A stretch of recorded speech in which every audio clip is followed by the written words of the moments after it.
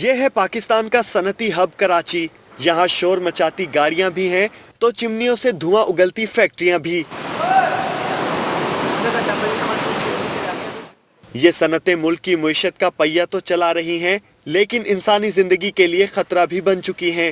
اسی ماحولیاتی تغیرات کے باعث جون 2015 میں کراچی کھول اٹھا تھا. درجہ حرارت نے 50 ڈگری سینٹی گریڈ عبور کیا تو شہر میں سینکڑوں جنازے اٹھے. انہی بد نصیبوں میں کھارا در کا رہائشی محمد عرفان بھی ہے جس سے ممتا کا سایہ چھن گیا. میری والدہ کا انتقال ہوا، 5واں روزہ تھا اس دن، اور ہم اس محلے کے اندر تقریباً 7 لوگوں کا انتقال ہوا.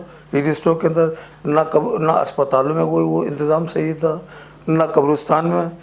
ایک محتاط اندازے کے مطابق کراچی میں جون 2015 کے پہلے ہفتے میں 1000 سے زائد اموات ہوئیں.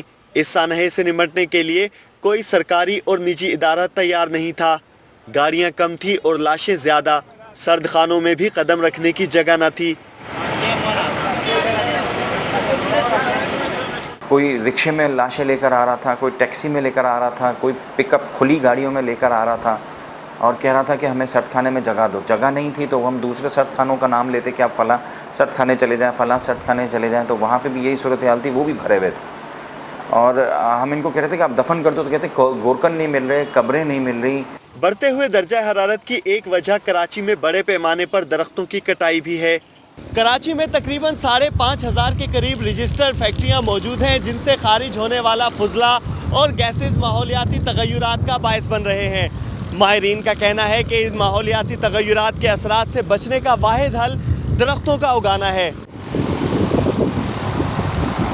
Secretary environment climate change Sindh بقاء اللہ انڑ کہتے ہیں صنعتی فضلہ بھی ماحولیاتی تغیرات کا باعث بن رہا ہے. جس طرح ہم درختوں کو کاٹتے جا رہے ہیں اور فارسٹ ہمارے تباہ ہو گئے ہیں، شہروں میں انڈسٹریاں آ گئی ہیں، ان سے جو ہیزارڈس ایمیشن آف گیسز ہو رہا ہے کاربن کا، اس کی وجہ سے یہ ماحول کو گرما رہی ہیں.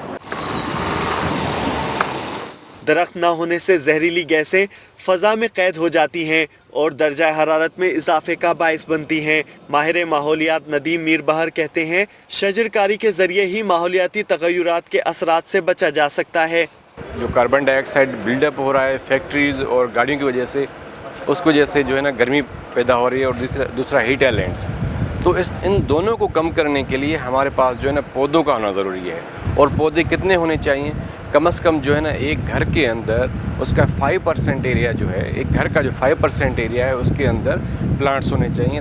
موسمی تبدیلی سے وابستہ خطرات کے حوالے سے پاکستان دنیا کے 10 غیر محفوظ ممالک میں شمار ہوتا ہے.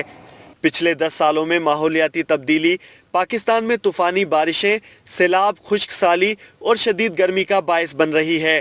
اگر اب بھی ملک بھر میں سنجیدہ اقدامات نہ کیے گئے تو صورتحال سنگین ہو سکتی ہے.